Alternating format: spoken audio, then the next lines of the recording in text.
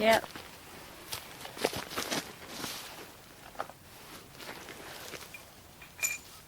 Okay, so let's just see. We've pretty much got it on track. You ready? Yep, good to go.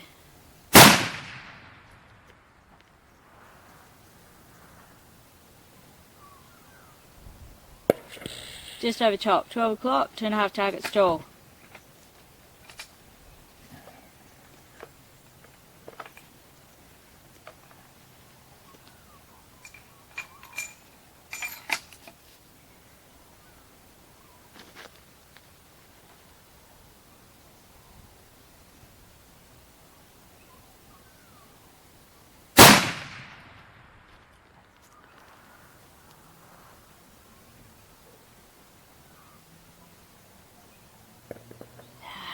Didn't see. Sorry, Not mate. weather for it, is it? Oh, I mean, the great big bullets. I know, but look at the haze out there. Yeah, I know.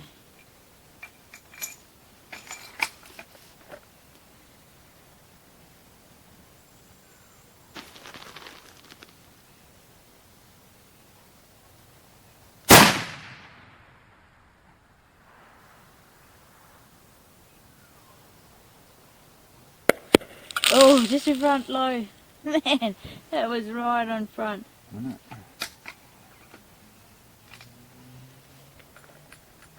it?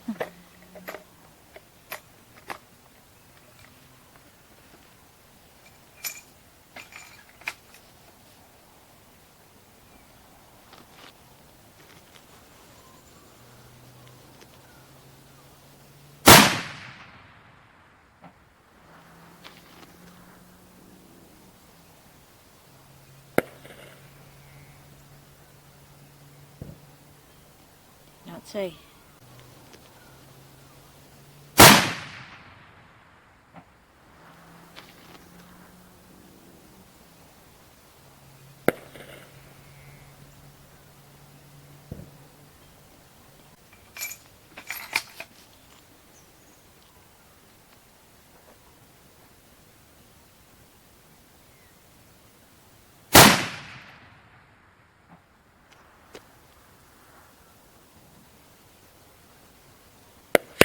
Oh, bottom left, just off bottom left corner. No, that's not bad at all, is it? Yeah.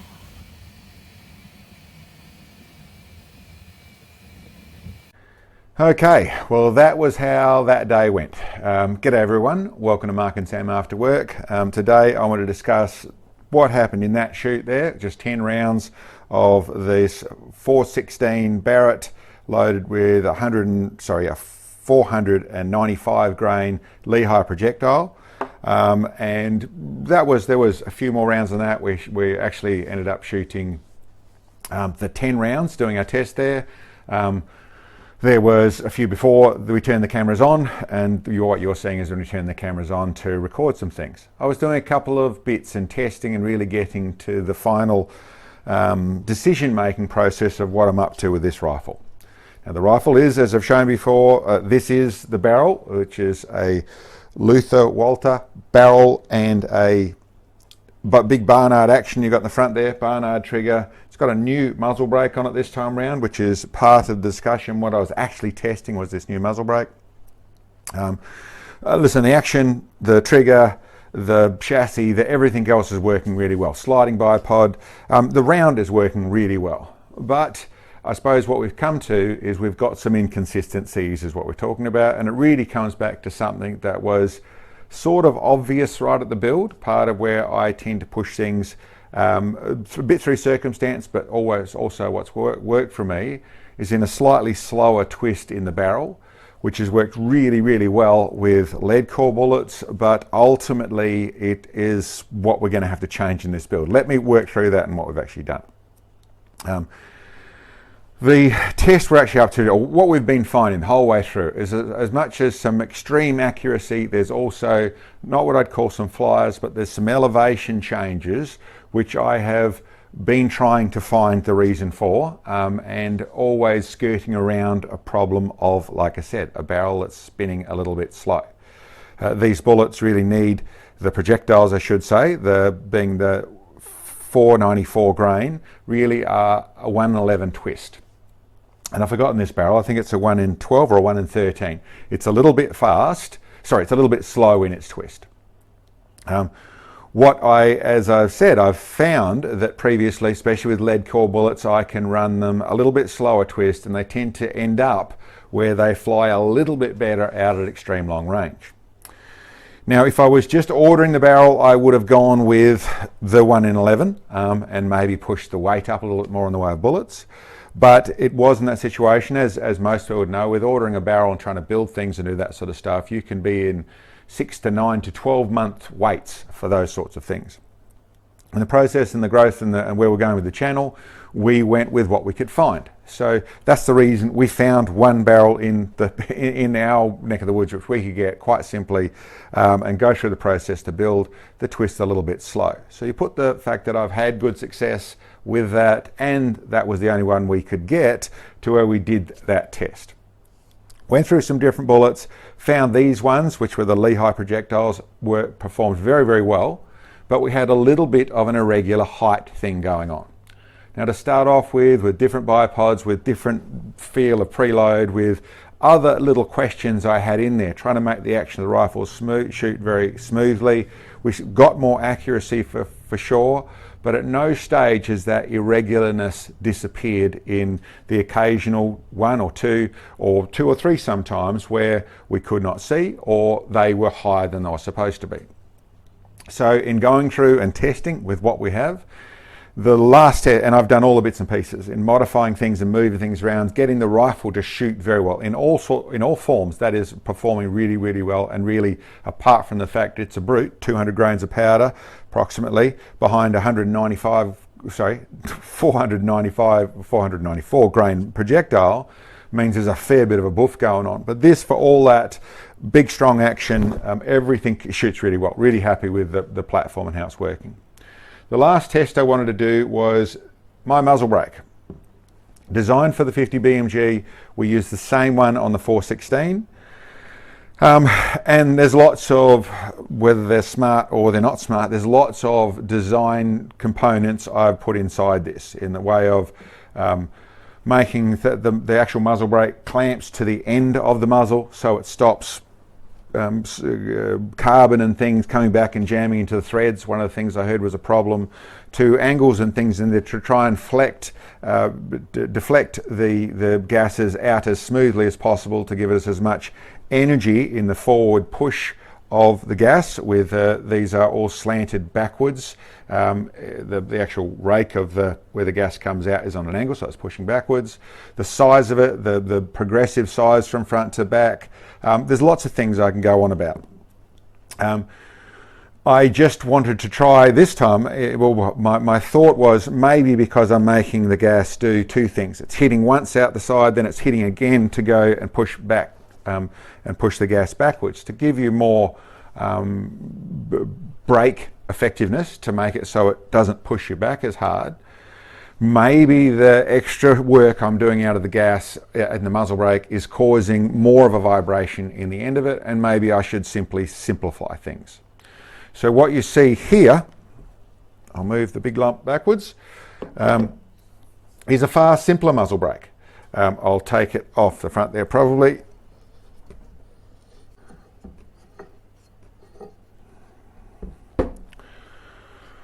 Okay, a far simpler muzzle brake. 6 ports, actually a little bit less length in its design, a lot narrower, it's wedged down, and those are straight through ports. So they're simply straight ports. And there was a couple of things I was testing to go with that. One, as I said, it's less complicated. The gas is just hitting the forefront and it's going to the side. There's no other movement of the gas. And there was a couple of things I wanted to test to go with that. One was, like I said, the vibrations, and see if it shot any better. Really didn't make any difference on the shooting side of things. It shot about the same. Did it have the same amount of recoil retardation? Yeah, it's about the same. It may be a tiny bit less efficient, but really hard to pick the difference. it's a little bit more refined, it looks a little bit neater, and I suppose there's another thing this moves into. Ultimately, for this test, it means I can use the simpler muzzle brake. It does the job just as well, but no, that wasn't the problem. And what it turns into is the very simple thing, which is really a bit of an obvious thing, so you can say it was a silly decision right to start off with, but is that I don't have enough twist in the barrel. And what it's coming to, my conclusion, is running a little less twist works with a very good lead core bullet, but it does not work with a monolithic bullet. They need that rotation, and you probably moves into the fact of a little bit of over rotation in a monolithic bullet. A solid bullet actually will end up with a little win, actually, if you spin them a little faster. So that's what we were about to go through, set up whether it's a 1 in 9 and 1 in 10, I'm still making that decision. That's what the barrel is, but get a 35, 36 inch barrel in 1 in 9, 1 in 10 twist, and I think this combination's ready to go and print pretty well. But we'll see, that's got to be proven, but that's where we're at. Back to the muzzle brake conversation. I suppose one of the things that I was also testing with this is this big brake, as efficient and effective as it works, it also does blast a lot of gas around the place. Being bigger ports on the side there means that not just sideways, there's more of a fan, so there's more imprint on the ground. But the big deal I've found is the fact that it pushes everything back. Any dust, any dirt and things really pushes back towards you. Now, one of the things I've found out of our muzzle brake design, and I suppose a bit we're sort of sheltered because we largely use our own muzzle brakes, is I get to judge things more out of feedback I get from people. So this is just a larger version of what we sell, whether it's our 3 ports or our 4 ports. And now we have 5 ports, and 6 ports will be on the site shortly. But largely people are taking off other people's brakes and putting on our brakes and finding that they are more pleasant to shoot. Effective, work properly, they're designed to stop blowing up the dust off the ground, but there's actually a bigger feature that these brakes do very, very, very thoroughly. And that is that they stop that sonic or the percussion blast in the face. And it's not the gas in the face, it's the shock of the actual, it's the sonic shock that you're actually getting, or the percussion of the gas expansion that's coming out of a muzzle brake. Now let me explain that a little bit more. The reason our brakes are very good and don't do that is because they have the gas that's actually hitting against them. The main braking is happening by the gas coming out and hitting the panel in front of it. So that whack is what causes most of your braking. There's a little bit of braking extra on this one here by the fact the gas is pushing backwards. But that's a double-edged sword. That gas putting backwards does give you a little more braking, but it puts it in your face. Now, when I designed these ones, you'll notice that they've got a slight wedge. So that means that there's no faces, even that gas is coming back, there's nothing that's pointing straight at you. Or actually we have a little cone where the spotter sits in it as well. So you're not getting that percussion on the face, but it still is blowing the gas and the smoke and everything sideways to you, where these ones go straight to the side. But that's what we're really noticing from customers who buy them and say, oh, listen, they're so much nicer to shoot with. People saying that I've now stopped my flinch because I'm using your muzzle brake. Now, in some cases I don't know, and I haven't asked the question as to what their brake was that they were running, what they did have there. And really, I don't want to pick on any manufacturers. This is a concept discussion is what I'm on at the moment. Is that when you have a narrow brake and it's angled back, it is almost always going to cause a percussion. When you shoot, there's a boomph that you get hit with in the face. And that is because there's an extra reflection happening, and on a narrow brake, or that actually has that shock is being pushed straight back towards you, means you are going to get that. It may mean that it doesn't push you as hard on the shoulder, but here's the thing about shooting and shooting accurately. It's about being comfortable. It's about being relaxed. It's about being on the job of shooting and not dealing with the rifle. You're just shooting and you're able to relax and follow through properly. So everything about you is not wincing. You're just shooting and letting it happen. Now, the big thing like this, it still comes back and pushes and you move around because of it. but there's no stress attached to it. I'm not getting ready to pull the trigger and then it goes bang. No, I can just squeeze through the trigger.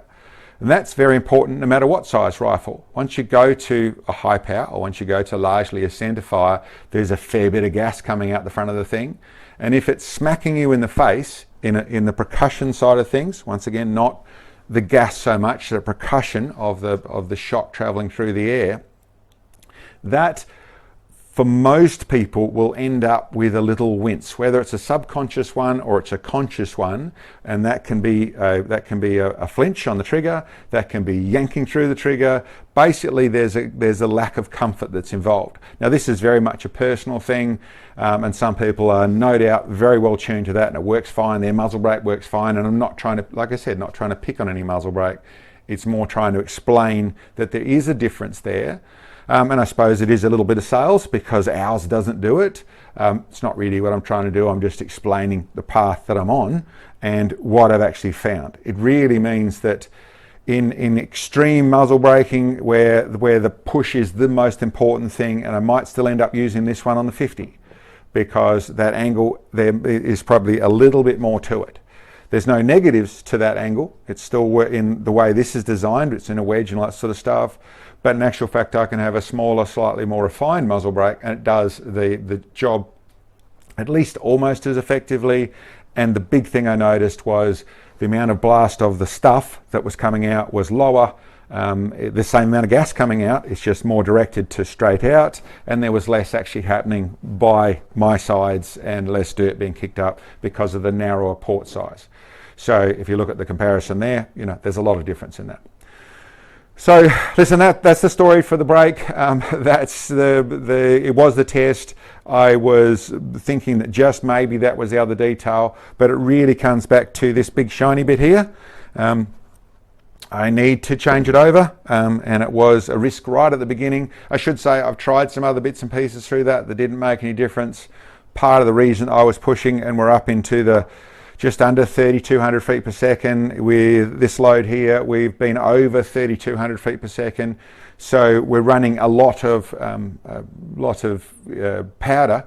So there's more blast than I probably need. I don't need it for elevation. I could slow things down a little bit, make it a little easier on everything, come back down probably 5 or 10 grains. Sounds like a lot. It's not when you're talking 200.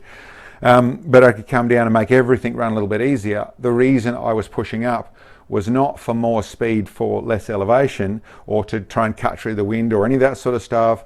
My thought was if I'm just on the edge of stability with my RPMs, so the twist of your barrel is not what stability is about, although it is the fundamental driver. It's actually the twist times the speed, because that gives you RPM, and it's the RPM, the spinning rate of the bullet, is what we're actually talking about. So with that, with running a bit more speed, I thought maybe if I push right up to the top edge there, I can find that stability again, and they'll be more consistent. I didn't really notice a change on that score. And I suppose from the early days there was a change. It did get better, but it never got fixed. So that's the process. So another barrel, and I think this one will, like I said, we'll start to print. It is still shot ridiculously accurately in amongst that, but it takes a little bit to figure out exactly where your sweet spot is. When you've got the occasional low one and the occasional high one, where is the sweet spot? It's amazing that it can happen that way, but even if you watch that little short string of 5, there's 2 that just missed the target. 2 we completely didn't see, and 1 was a little high right at the start, which I adjusted from. So it's amazing to think they can do that, but that is, in my summation right at this moment, because we're talking about a bullet on the edge of stability and it's just not spinning fast enough. This barrel will still be fine, by the way. We can probably get the A-tips in the 416 and it'll probably be really happy in this little format and work very nicely, and it's something we'll test when those hit the country. But as for this bullet, which I really like, this Lehigh Defense bullet, I like the shape of it, I like the design of it. It's something that mimics very much, I shouldn't say it mimics at all, it's its own thing. I didn't see it before I designed my 50 BMG bullet, and and sure as hell they didn't see mine. So but it's a very similar design. It's just a nice, very simple, clean design bullet in a copper bullet. Performs really well. It's just like I said, I think we just need a little more twist to make it happy. So we'll go with their recommendations. And as said, you come back to the fact of, okay, if we just done that right to start with, maybe we wouldn't need to do the rest of it. But that is a bit of a process that I don't mind going down the road of. As much as it's pain, it makes me dot the I's and cross the T's very, very thoroughly with everything else. And I'm very happy with what we've built and put together. Change the barrel. I hope I have videos to show you of how well it shoots afterwards. Anyway, that's my little thing for today. I hope that makes sense or it helps at all. If nothing else, we're just sharing the path of us still learning and heading down that road. Anyway, guys, thanks for checking in on us, and we'll catch you next time.